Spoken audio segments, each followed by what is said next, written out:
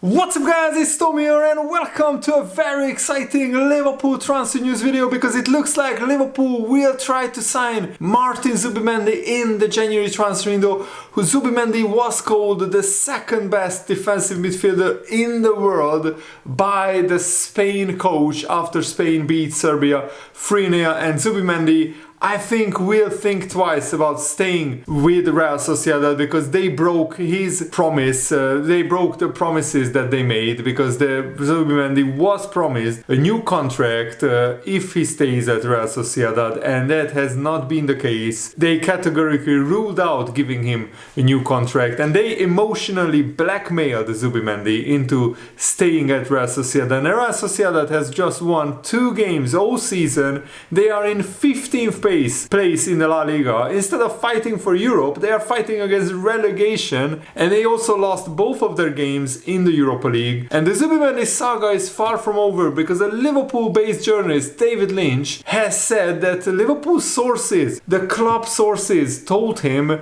that Liverpool are open to signing Zubimendi in the January transfer window, because we are still looking at that profile of a midfielder, and Tyler Morton is not getting minutes. Endo is not really the kind of profile of a player that Arne Slot fancies. So if you take those 2 midfielders out, Liverpool are very thin in the defensive midfield department. Gravenberch and McAllister can't play every game. So let me know, what do you think? Do you want Liverpool to sign Zubimendi? And I think his release clause is still 60 million euros. I think it would be an absolutely brilliant transfer if Liverpool made that. So David Lynch wrote this. It is interesting to note that Martin Zubimendi has yet to sign the new contract that was viewed as a formality once he chose to remain at Real Sociedad in August. But the problem was that Real Sociedad categorically told Zubimendi, after they promised him a new contract, that no, you're not getting a new contract. After the transfer window was closed and Real Sociedad knew that Zubimendi can't go anywhere anymore, they said, you know what, this is not a good time to negotiate a new contract, just keep playing at Real Sociedad. They basically threatened Zubimendi and emotionally blackmailed him, saying that if he leaves, the fans will turn on him and he will ruin his legacy at Real Sociedad. And he has grown up as a Real Sociedad player all his life. He's like Steven Gerrard or Trent Alexander-Arnold, a Real Sociedad youth academy player, and he has played there all his life. He has a lot of emotional connections, not just to the football club, but to the city, to the place as well. And they use those emotional connections to make Zubimendi stay at Real Sociedad, which is a really shady move. David Lynch notes that since then Real Sociedad has won just 2 out of their 11 games, leaving them 15th in La Liga and staring down the barrel of an early Europa League exit. And as much as life in San Sebastian has its appeal, you wonder whether both he and Real Sociedad are now beginning to think that a move would make sense sooner rather than later. Because even though Real Sociedad sold a lot of their superstars or stars, they failed to strengthen the team considerably. And Zubimendi's transfer fee, the 60 million euros, I think would help it would go a long way into helping Real Sociedad strengthening their team further, because it's clear that Real Sociedad's team got a lot weaker with the sale of Merino, Lenormand and others. And David Lynch said that Liverpool sources are refusing to rule out going back in for Zubimendi, and no sense is given that bridges between the player and the club have been completely burned. So Liverpool, even though Zubimendi said no, the Liverpool are open to the possibility of signing Zubimendi in the January transfer window. If he shows interest, then Liverpool would love to go back in for him. If there is any fear of another snub that would ruin the Liverpool January plans, then it is clear that the recruitment team's task is to find an alternative option. And so far Zubimendi has not been offered a new contract, so his release clause is still £51 million, 60 million euros. And Liverpool have a lack of midfield strength in depth. Yes, we have the numbers, but Curtis Jones and Harvey Elliott suffered injuries already this season, and Tyler Morton is not really good enough at this level. Liverpool will look to move him on in the January transfer window, either on loan or as a permanent transfer sale.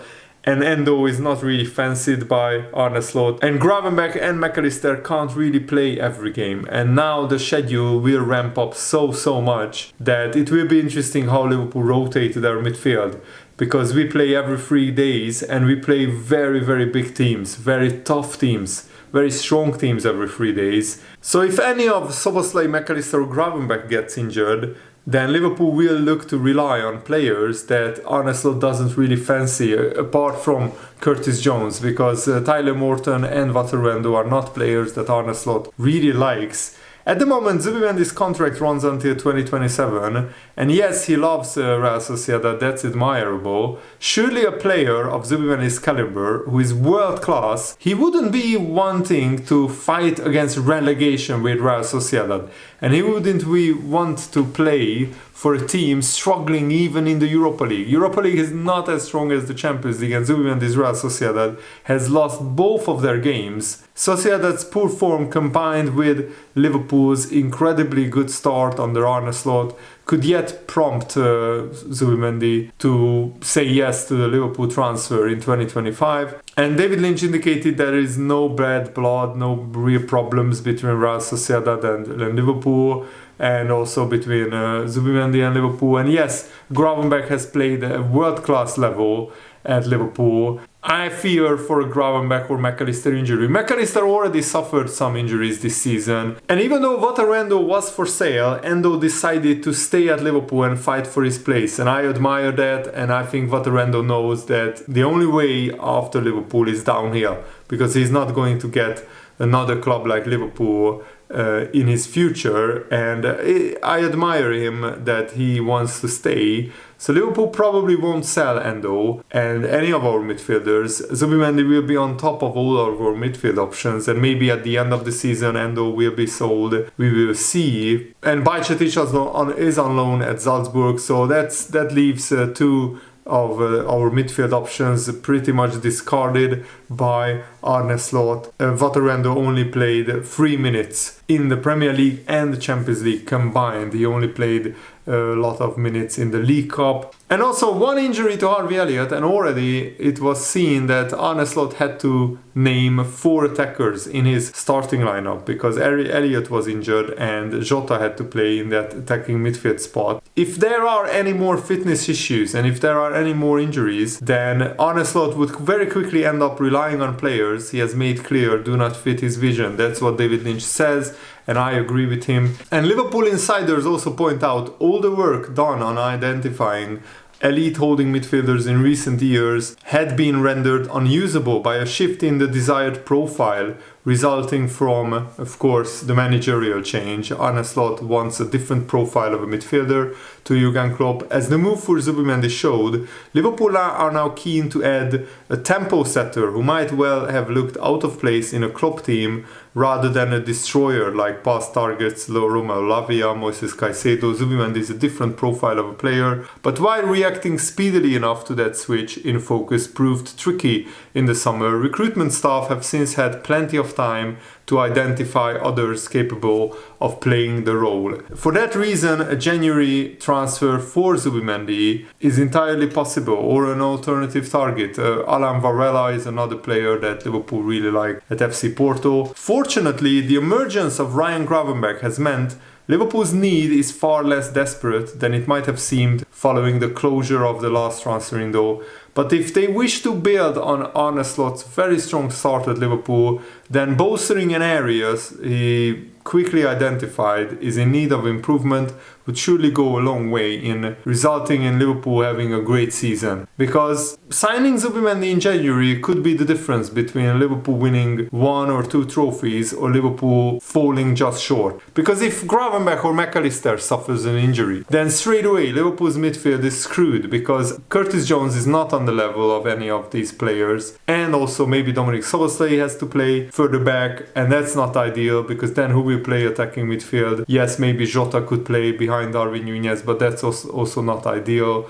Jota's best position is as a number 9. And I think Liverpool will need to focus on signing a holding midfielder and also focus on the contract negotiations with Trent Alexander-Arnold, Virgil van Dijk and Mo Salah. So it would be fascinating to be a fly on the wall at Anfield when all these discussions behind the scenes take place. And the Spain coach who won the Euros with Spain in spectacular fashion. Spain was by far the best team in the Euros, and they had to substitute Rodri at halftime, the best defensive midfielder in the world, against England, a very good attacking team. And Zubimendi came on, and Spain played the same way, and you didn't really notice any difference. Zubimendi was almost as good as Rodri in all aspects of the game. So I agree with the Spain boss that he said, yes, we will try to find the right moment for each player, but I've publicly stated that for me, Martin Zubimendi, the second best player in the world in his position. We are incredibly lucky to have these two, Rodri and Zubimendi,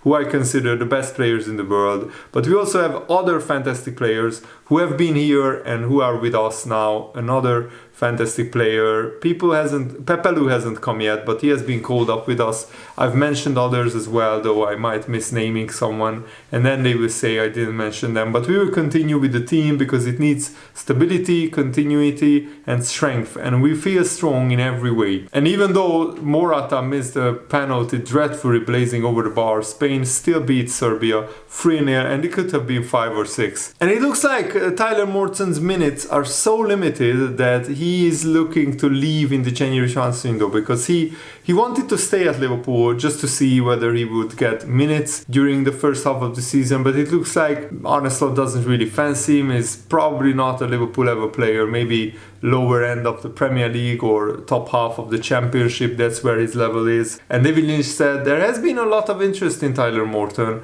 so I think in January I expect him to go. It was kind of a missed opportunity in the summer. I think Liverpool will be open to their sale, absolutely. Tyler Morton will be open to going, and AC Milan and even Leverkusen has shown interest in Tyler Morton. I would be surprised if Tyler Morton went to any of these clubs, and I'm not sure how much he would play. But he's a talented player, and if he has to play for Liverpool, I fully trust him to make good decisions on the football pitch. And even when he played against AC Milan last season, he started at the San Siro, and Jurgen Klopp said after the game, it was a big pleasure to watch the boy Tyler Morton playing. That's what he said in his press conference. And I also love Mamardashvili basically saying that he is not coming to Liverpool next season to be second choice goalkeeper. He wants to be first choice. He wants to fight Alisson for his place, which is absolutely fantastic, and that's the kind of winning mentality that you need to have as a goalkeeper. And Mamardashvili said, I was attracted by the Liverpool project. When the club's representatives met with me to sign me, I will fight for the starting position even if the current goalkeeper does not leave. And that's very, very good mentality to have. And I'm not sure if Mamardashvili is good enough to, get ahead of Alisson, but certainly Alisson's injury concerns are troubling and worrying, and Liverpool would definitely need a very, very good second choice goalkeeper. And Kelleher looking to leave and trying to get first team minutes next season. Probably he will leave in the summer and Mamardashvili will come in, and that's, I think, a very good switch, because Mamardashvili, I think, is a better shot stopper than Kelleher. Not sure if Mamardashvili is that good with his feet. That's the one weakness that he has, but hopefully Liverpool with their coaching can help him, because Mamardashvili actually has a slightly better save percentage than Alisson, and he fared much better in terms of post-shot expected goals in comparison to goals conceded. But what Mamardashvili needs to improve is his distribution, because Arne Slot likes his goalkeeper to play out from the back, and Alisson's pass success rate last season was 86%, Mamardashvili's was 53%. That's a huge gap, huge drop-off. So definitely either Liverpool need to change their style of play a little bit, or Mamardashvili will need to improve with his feet how good his distribution is. And also great news, Trey Nyoni, the wonder kid at Liverpool who scored in pre-season, signed his first professional contract with Liverpool after turning 17 years old, and that is very, very good. And Liverpool's official website said that Trey Nyoni made an instant impression when he played for the first team, and he already made some really big contributions for Liverpool. He scored in the preseason, and he also captained the Liverpool under-19s in their UEFA Youth League encounter with AC Milan.